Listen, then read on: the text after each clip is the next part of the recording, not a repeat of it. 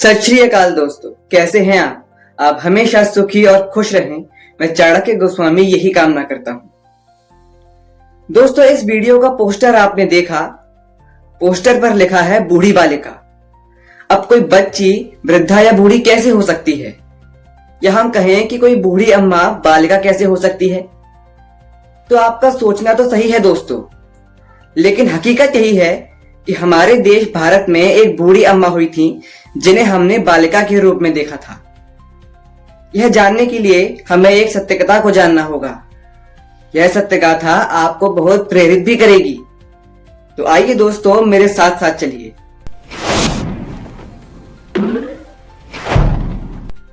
साल था 1922, यानी कि अंग्रेजी हुकूमत। केरल के एक गरीब परिवार में कार्त्यायनी का जन्म हुआ था। यह वह दौर था दोस्तों जब बच्चों को पढ़ाने लिखाने का कोई खास चलन नहीं था। केरल शुरू से ही शिक्षा के प्रति को जागरूक रहा है, तो वहां संपन्न परिवारों के लड़के तो पढ़ने के लिए स्कूल जाया करते थे, लेकिन लड़कियां बहुत कम ही स्कूल जाती थीं। गरीब बच्चों के लिए तो शिक्षा बस एक सपना थी जो कभी पूरा नहीं होता था। कार्त्यायनी जब बालिका थी तो उसका भी मन बहुत किया करता था पढ़ने के लिए। वो चाहती थी कि वह स्कूल जाए और पढ़े, लेकिन नसीब का खेल समझकर वह मन मार लिया करती थी।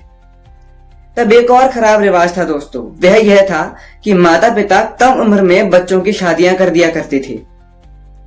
कार्त्यायनी की शादी भी महज 13 साल की उम्र में कर दी गई। देखा जाए तो वह तब भी बालिका ही थी।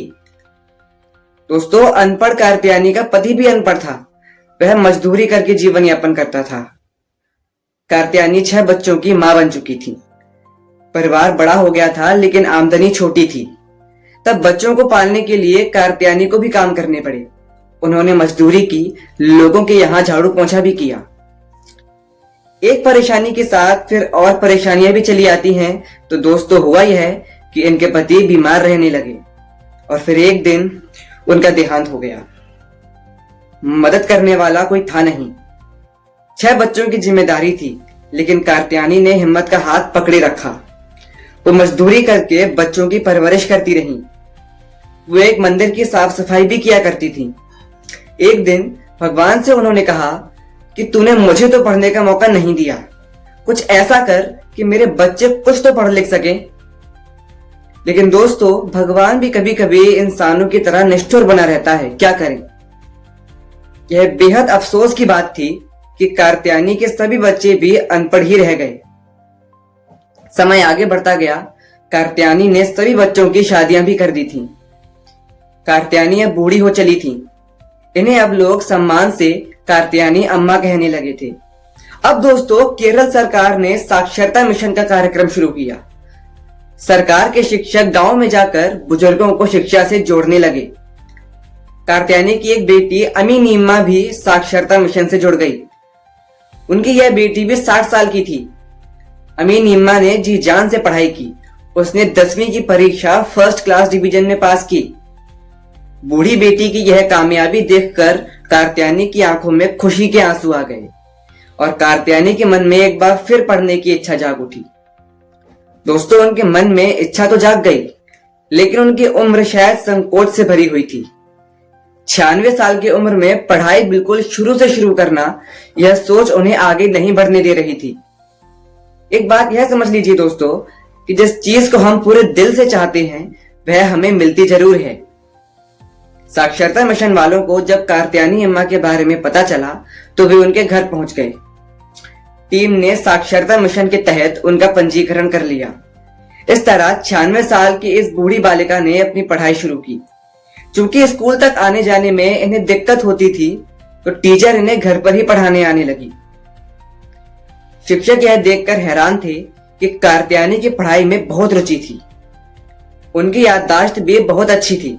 अक्षर ज्ञान के बाद अम्मा ने पढ़ना लिखना भी सीख लिया। गणित में जोड़ घटाना, गुणा भाग भी वह सीख गई। मलयालम के साथ साथ उन्होंने अंग्रेजी भी सीखी। टीचर तो उन्हें बस 1 घंटा पढ़ाकर जाती थी, बाकी अम्मा घर पर बस पढ़ती ही रहती थी। बूढ़ी बालिका कार्त्यायनी ने जनवरी 2018 में पढ़ना शुरू किया था और 9 महीने बाद अक्टूबर 2018 में साक्षरता की परीक्षा आयोजित हुई। पूरे राज्य में 43,000 बुजुर्ग इस परीक्षा में शामिल हुए। नवंबर 2018 में जब परीक्षा परिणाम आया तो अम्मा ने कमाल कर दिया था। 100 में से 98 अंक लाकर अम्मा ने पूरे राज्य में टॉप किया था। इस अभूतपूर्व कामयाबी ने कात्यायनी अम्मा का सम्मान बहुत बढ़ाया। केरल ने इन्हें सम्मान पत्र दिया तो केंद्र सरकार ने इन्हें नारी शक्ति पुरस्कार से नवाजा। महिलाओं के लिए यह सर्वोच्च नागरिक सम्मान होता है। दोस्तों, इस बूढ़ी बालिका ने कंप्यूटर सीखने की इच्छा जाहिर की तो सरकार ने इन्हें लैपटॉप भी दिया। अम्मा लैपटॉप चलाना भी सीख गई थी। दोस्तों, आज यह बूढ़ी बालिका हमारे बीच नहीं है। 10 अक्टूबर 2023 को 101 साल की आयु में वो भगवान को प्यारी हो गई। वो जब तक जिंदा रही पढ़ती रही।